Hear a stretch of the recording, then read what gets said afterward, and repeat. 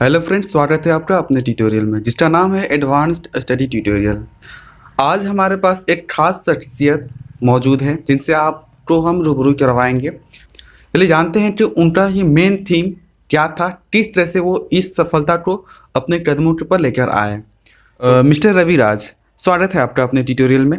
तो आपने जो है अभी जो एग्जामिनेशन का रिजल्ट आया है, इसमें आपने जो स्थान प्राप्त किया है उसे प्राप्त कर आपको कैसा फील हो रहा है? मैंने जो यह स्थान प्राप्त किया, मैंने अपनी मेहनत के बल पर प्राप्त किया है, जिसकी वजह से मुझे बहुत ही खुशी महसूस हो रहा है कि मैंने जो मेहनत किया, परिश्रम किया, उसका मुझे फल परिणाम अच्छा मिला। हाँ। मैं बहुत ही खुशी महसूस कर रहा हूँ। तो चलिए हम शुरू करते हैं कि आपने जो है इस मुकाम को हासिल कैसे किया, आपका स्ट्रेटजी क्या था, पढ़ाई का, पर डे का आपका स्ट्रेटजी क्या था? ये दर्शक जो है काफी उत्सुक है जानने को। यस। वैसे पढ़ाई की बात किया जाए तो प्रतिदिन हम लगभग 12 से 13 घंटे पढ़ाई किया करते थे। वैसे भी पढ़ाई की बात करते हैं, अगर पढ़ाई करना है तो क्वालिटी मायने रखता है, क्वांटिटी नहीं। ओके, ठीक है।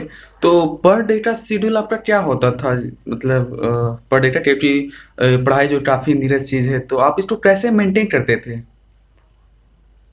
अगर पढ़ाई करना है तो प्रतिदिन हम सबसे पहले सुबह सुबह जल्दी उठकर सुबह कुछ 2-3 घंटे पढ़ाई किया करते थे। फिर उसके बाद शाम को भी लगभग रात 11 बजे तक पढ़ाई किया करते थे। अच्छा, ठीक है। तो आप जो आपने इस मुकाम को हासिल करने के लिए आपने जो मटेरियल इकट्ठा किया होगा, जो भी आपके पास सोर्स होंगे, वो सोर्स के बारे में इंफॉर्मेशन दीजिए थोड़ा बहुत, कि आपने ये मुकाम हासिल करने के लिए जो आपने सोर्स को, जिस सोर्स को आपने अप्लाई किया था, अपनाया था, वो सोर्स क्या था? किन किन चीज़ों से आपको हेल्प मिला ये? स्टडी मटेरियल में मुझे तो मैं प्रेरणा कोचिंग में जाता था, वहाँ से भी मुझे बहुत सारा स्टडी मटेरियल मिला। बहुत ऑब्जेक्टिव पेपर्स, बहुत सारा प्रैक्टिस कराया गया। उसके अलावा मैंने अपने सभी सब्जेक्ट का सेल्फ नोट्स बनाया था। कोचिंग का एक अलग ही नोट्स, वहाँ जो पढ़ाई होता था उससे भी बहुत हेल्प मिला। और मैंने सभी सब्जेक्ट का एक सेल्फ नोट्स भी बनाया था, उससे भी एग्जाम में बहुत हेल्प मिला था। ओके, कौन सा कोचिंग बताया आपने? प्रेरणा प्रेरणा इंस्टीट्यूट। जी हाँ, प्रेरणा इंस्टीट्यूट का काफ़ी योगदान यहाँ पर देखने को मिल रहा है। ठीक है। आपके कोचिंग के अलावा आपने स्टूडेंट भी किया होगा, आपने स्टूडेंट किया है? जी हाँ, मैं Shri Shankar plus two high school में मैंने अपना एडमिशन किया था। पर सेशन के शुरुआत से ही लॉकडाउन की वजह से तो स्कूल बंद रहा, तो मैं स्कूल नहीं जा पाया। पर स्कूल जब जनवरी महीने से खुलने लगा तो मैंने कभी कभार स्कूल जाया करता था। उससे वहाँ से भी टीचर से बहुत कुछ सीखने को मिला। वहाँ से हेल्प लिए, मतलब टीचर से वहाँ पर इंफॉर्मेशन पूछ लिया कि क्या करना चाहिए, कैसे मैनेज करना चाहिए। ठीक है, काफ़ी अच्छी बात है, आपने इससे हेल्प किया। ठीक है। जब लॉकडाउन लगा था उस टाइम में आपने इसको कैसे मैनेज किया? आप क्या उसमें आपका पढ़ाई रुक गया होगा, क्या हुआ होगा? नहीं, मेरा पढ़ाई नहीं रुका था। लॉकडाउन जब लगा था उस वक्त हमारे कोचिंग सभी शिक्षण संस्थान बंद हो गए। लेकिन हमारे कोचिंग के जो टीचर हैं वो हमेशा स्टूडेंट का हेल्प किया करते थे। वह मेरे एक सर थे, पुरुषोत्तम सर, वह यूट्यूब पर अपना एडवांस्ड स्टडी ट्यूटोरियल नामक एक चैनल बनाए थे, जिससे वह सीरियल वाइज साइंस और मैथ का वीडियो डाला करते थे। उससे भी मुझे हेल्प मिला। इसके अलावा क्विज भी हुआ करता था व्हाट्सएप और यूट्यूब पर, जिससे इससे भी मुझे बहुत ही हेल्प मिला। काफ़ी हेल्प मिला। यहाँ सही सुन रहे हैं आप, ये वही चैनल है जिसकी ये बात चल रही है, ये वही है ना? जी। और कौन टीचर पुरुषोत्तम कुमार बोल रहे हैं, वो कौन है वो? जी, आप ही हैं, आप ही हेल्प किए। हम ही है नहीं?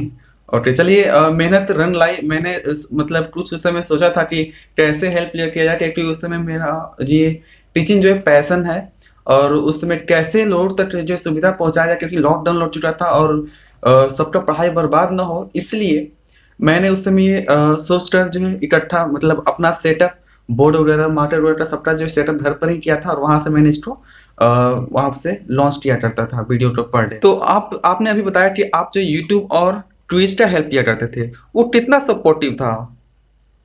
क्विज और यूट्यूब से ऑनलाइन जो प्लेटफॉर्म है उससे भी काफ़ी हेल्प मिला। क्विज की वजह से मेरा मैथ का जो ऑब्जेक्टिव स्क्रिप्ट था वह मैनेज हो गया। ओके, ये बताइए, आप नोट्स जो है किस तरह तैयार करते थे?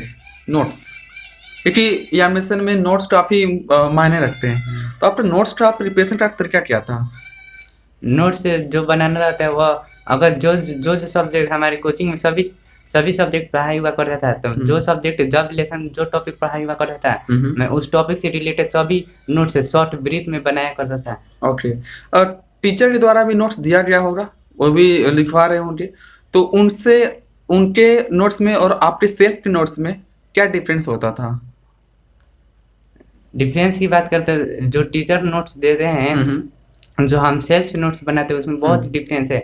हम जो सेल्फ से नोट्स बनाए वो अगर हम खुद से बना रहे हैं तो हमें लिखते समय बहुत ही सोचना पड़ेगा क्या लिखना है, कैसे लिखें, और लिखते ही समय हमें वो टॉपिक पूरी तरह से समझ में आ जाता है। पर जो टीचर नोट्स देंगे वो टीचर फिर समझाते हैं या दोबारा हम लोग को समझना पड़ता है पढ़कर।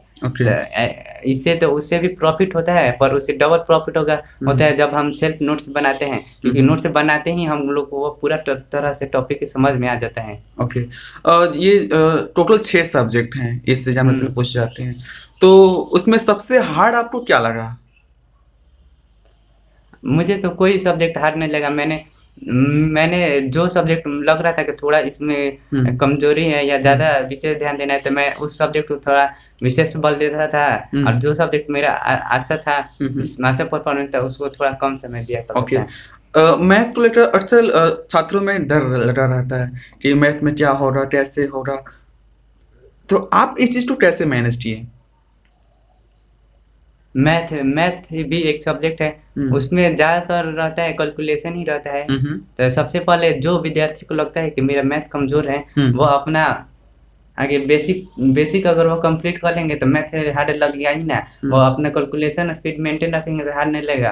और यह बात रहा कि जब भी कोचिंग में या स्कूल में पढ़ाई जो हो रहा है, जो टॉपिक हो रहा है, उसको अगर हम प्रतिदिन प्रैक्टिस करें या जब समझाया जा रहा है उससे रिलेटेड बहुत सारे क्वेश्चन सॉल्व करें, तो यह सवाल ही नहीं उठता है कि हम कभी उसको भूल पाएंगे। एग्जाम में हम बेटर परफॉर्मेंस कर देंगे। हमारे व्यूअर्स को आप ये बताइए कि आप बुक जो है कौन प्रेफर करते थे? कौन सा बुक आप प्रेफर करना चाहेंगे, मतलब कि ये बुक आपको पढ़ना चाहिए? जिस स्टूडेंट का अगर बेसिक कमजोर हो तो वह मैथ और साइंस का एनसीईआरटी के बुक के अलावा साइड बुक का भी हेल्प लेना उनके लिए ज़रूरी है। इसके अलावा जिनका लग रहा है कि मेरा बेसिक कंप्लीट है, मतलब बेसिक मजबूत है, तो वह एनसीईआरटी को साइंस का और मैथ का ज़्यादा प्रेफर करेंगे तो उनके लिए बेटर है। और इसके अलावा अदर सब्जेक्ट में जो बिहार बोर्ड का बुक आता है वही बेटर है। ओके। पिछले साल टॉप किया था मिस्टर हिमांशु राज ने, उनका इंटरव्यू आपने देखा था क्या? हाँ, देखा। वहाँ से आपको क्या लगा कि कुछ मेरे लाइफ में भी ऐसा होना चाहिए? आपको कितना प्रेरणा मिला उस इंटरव्यू से?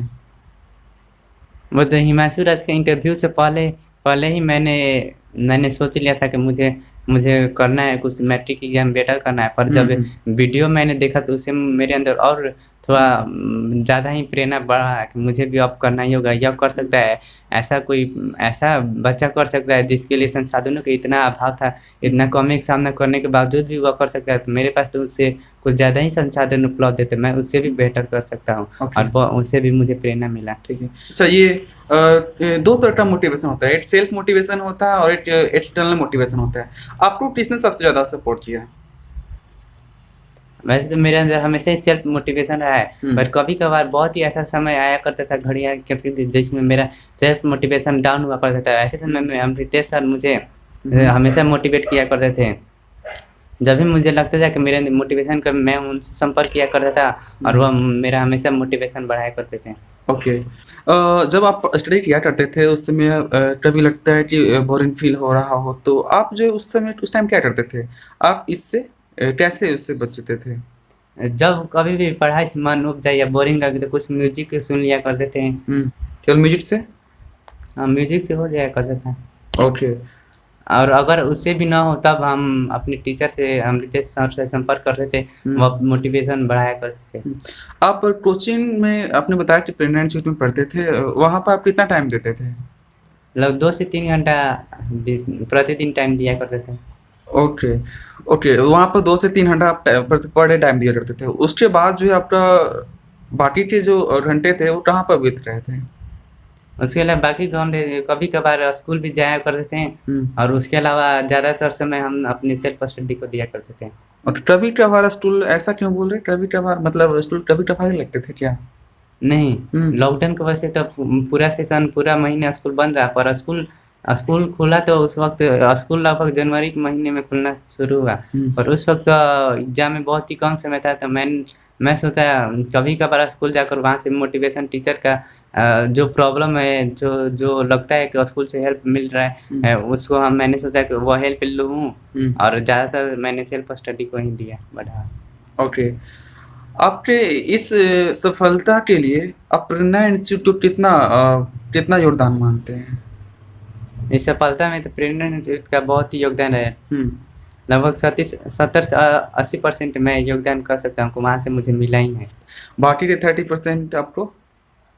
30% स्कूल से, 10% और 20% मैंने अपना जो सेल्फ स्टडी किया, अपने से जो अलग से टॉपिक है, जो मुझे और कहीं से नहीं मिला, मैंने वो ऑनलाइन प्लेटफॉर्म से सीखा है या सेल्फ स्टडी से वो रहा। वहाँ पर बुलाया गया था कि आपका जो विद्यार्थियों का मैट्रिक में कुछ ज़्यादा ही अच्छा मार्क्स आता है, तो उनको बुलाकर यहाँ पर वेरिफिकेशन कुछ यहाँ पर छोटा मोटा टेस्ट लिया जाता है, उसी के लिए बुलाया गया था। क्वेश्चन मतलब पूछे जा रहे थे वहाँ पर? कोई क्वेश्चन आप बताना चाहेंगे? वहाँ पर तो सिर्फ विद्यार्थी को चेक किया जा रहा था कि वो सच में ये लिखा है या नहीं।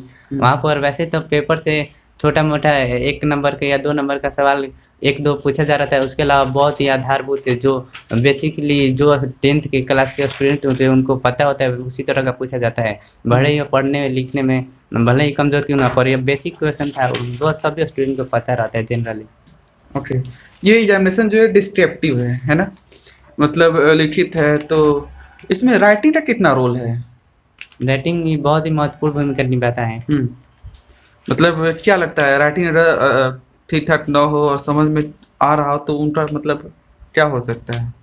अगर जिस विद्यार्थी को बहुत ही पढ़ने में तेज है, उसको समझ में भी आ रहा है, पर अगर उसका राइटिंग ही बेहतर नहीं रहेगा और जो परीक्षा में वो लिखेगा, तो जो कॉपी चेक करने उसको समझ में नहीं आएगा, तो उसको पढ़ने से क्या फायदा?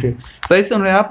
राइटिंग काफ़ी इंपॉर्टेंट है, क्योंकि ये डिस्क्रिप्टिव वहाँ पर लिखना है और वहाँ पर आपका फेस दिखाई नहीं देता, इसलिए आपका जो राइटिंग जो है, मतलब पेपर के साथ जो है केवल आपका राइटिंग नहीं जा पाता है। ठीक है, तो राइटिंग पर आप अवश्य फोकस कीजिएगा। राइटिंग पर बहुत ही, पढ़ाई के साथ साथ राइटिंग पर भी फोकस करना जरूरी है। पढ़ाई के अलावा और किस चीज़ में आपका इंटरेस्ट है? पढ़ाई के अलावा अगर पढ़ाई जब मन न करे तो उसके अलावा मैं बहुत सारा साइंस में एक्सपेरिमेंट होता है, उसको करने में मुझे बहुत ही इंटरेस्टिंग लगता है। घर पर जो संसाधन उपलब्ध है उसी से मैं करके एक्सपेरिमेंट किया करता था। ओके, अगले साल जो मैट्रिक का एग्जामिनेशन देने वाले बच्चे हैं, उनके लिए आप क्या कहना चाहेंगे? उनके लिए क्या संदेशा देना चाहेंगे ताकि वो भी इस मुकाम को हासिल कर सके? इस पर जो विद्यार्थी क्लास 10th में गए हैं, उनको मैं यही मैसेज देना चाहूँगा कि वह पढ़ाई को एक सीरियसली होकर न पढ़ें। पढ़ाई को सीरियस से होकर कभी भी नहीं पढ़ना चाहिए। पढ़ाई को भी इंटरटेनमेंट के साथ अगर पढ़ेंगे, पढ़ाई कभी बोरिंग ही नहीं लगेगा। और अगर जो विद्यार्थी को लगता है, बहुत सारा होता है कि उन लोगों को कम समय मिल रहा है कि पढ़ाई के लिए मुझे 4 से 5 ही घंटे मिल रहा है, तो वह उसमें भी बहुत ही बेहतर परफॉर्मेंस कर सकते हैं। वह यह ना सोचे कि मुझे बहुत समय कम मिल रहा है, वह क्वांटिटी को ज़्यादा बढ़ावा न थे, क्वालिटी को बढ़ा दो। अगर जो स्टूडेंट को 4 घंटे ही समय मिला और उसी को पूरा फोकस के साथ पढ़ाई करे, तो उसका 4 घंटा ही काफ़ी है बेटर परफॉर्मेंस के लिए। ओके, किसी स्टूडेंट को स्कूल या ट्यूशन किसे ज्वाइन करना बेटर है? आपकी नज़र में क्या लगता है, स्कूल बेटर है या फिर ट्यूशन जाना बेटर है? सबसे बेटर तो स्कूल ही है, क्योंकि स्कूल में पढ़ाई हुआ करते हैं। वहाँ पर बहुत से अच्छे टीचर आया करते हैं, वहाँ पर एक्सपेरिमेंट भी कराया जाता है। पर अगर जो विद्यार्थी को स्कूल से नहीं बनता है, कि वह असमर्थ नहीं हो पाते कि स्कूल के अलावा भी कोई अदर हेल्प चाहिए, तो उनको कोचिंग का जरूर पकड़ना जरूरी है। आप ये बताइए कि आप एवरेज कितने घंटे पढ़ाई करते थे पर डे? 12 से 13 घंटे पढ़ाई किया करते थे। 12 से 13 घंटे पढ़ाई करते थे, मतलब 12 से 13 घंटे बस केवल पढ़ाई करते थे, तो अदर एक्टिविटी भी हुआ करता होगा? हाँ, डेली शाम को 1 घंटा अदर एक्टिविटी के लिए घर के कुछ बाहर का कुछ काम भी करते थे, उसको किया करते थे। और अदर एक्टिविटी कुछ गेम भी, आउटडोर गेम भी खेला करते थे। ओके, आउटडोर भी खेला करते थे। ठीक है, आउटडोर गेम का इसमें क्या रोल है, बता सकते हैं? आउटडोर गेम भी ज़रूरी है, क्योंकि अगर हम सिर्फ केवल पढ़ाई करते रहे तो उससे हमारा मेंटल प्रेशर बन सकता है, पर आउटडोर गेम से हमारा मेंटल प्रेशर डाउन होगा। फिजिकल वर्क करेंगे तो उससे हमारा बॉडी भी स्वस्थ रहेगा, मतलब फिजिकल वर्क ज़रूरी है। ओके, फिजिकल वर्क काफ़ी ज़रूरी है। आप सही सुन रहे हैं व्यूवर्स, आप इस पर फोकस करेंगे क्योंकि कोई भी एक्टिविटी कर रहे हो, क्योंकि हमारा जब बॉडी ही नहीं रहेगा, हमारा बॉडी ही डैमेज हो, तो उस सिचुएशन में किसी भी पद पर हम पहुंच जाए वहाँ से हम बेटर नहीं दे पाएंगे। इसलिए सबसे इम्पोर्टेंट है एक्सरसाइज और साथ ही साथ आउटडोर गेम। ओके, तो आप अपने दर्शकों को लास्ट में, अंत में आप क्या कहना चाहेंगे? कुछ संदेश आपके थीम? मैं जो विद्यार्थी अभी हैं उनको लगता है कि मैं बाहर नहीं जा सकता हूँ, मैं मेरे बाहर वैसा माहौल नहीं है, मतलब वैसा जगह नहीं है कि मैं बाहर आउटडोर गेम खेल सकता हूँ, तो अगर उनके पास मोबाइल उपलब्ध है तो वह ब्रेन गेम से खेल सकते हैं, उनसे उनका मानसिक विकास होगा, वो उसे भी हेल्प मिल सकता है, बहुत ही काफ़ी हेल्प मिलेगा। काफ़ी हेल्प मिल सकता है। अच्छा, ये एक चीज़ छूट रहा है, क्या चीज़ कि इंग्लिश कंपल्सरी नहीं है। इंग्लिश का मतलब मार्क्स जो है इसमें ऐड नहीं होता, तो उसके बारे में आप क्या कहना चाहेंगे? इंग्लिश का इसमें रोल बेटर है या नहीं है? वैसे इंग्लिश का तो मार्क्स ऐड तो नहीं होता है, पर इंग्लिश का भी मार्क्स सरकार से मैं निवेदन करूँगा कि इंग्लिश का भी मार्क्स ऐड होना चाहिए, क्योंकि इंग्लिश भी एक लैंग्वेज है जो ज़्यादातर विद्यार्थी उसमें थोड़ा मतलब ऑप्शनल सब्जेक्ट होने का ज़्यादा फोकस नहीं कर पाते, पर कंपलसरी रहेगा तो वो उस पर फोकस भी करेंगे। और वैसे भी इंग्लिश सभी राज्यों में, मतलब आउट ऑफ स्टेट जाना हो या चाहे कहीं भी बाहर पढ़ाई के लिए जाना हो, तो वहाँ पर बहुत सारी लैंग्वेज बोल देते हैं, पर इंग्लिश सब में कॉमन है, तो इंग्लिश से आएगा तो बहुत सारे सुविधाएं मिलेगा, इसलिए इंग्लिश बहुत ज़रूरी है। ठीक है, तो काफ़ी अच्छा लगा आपसे जानकर। चलिए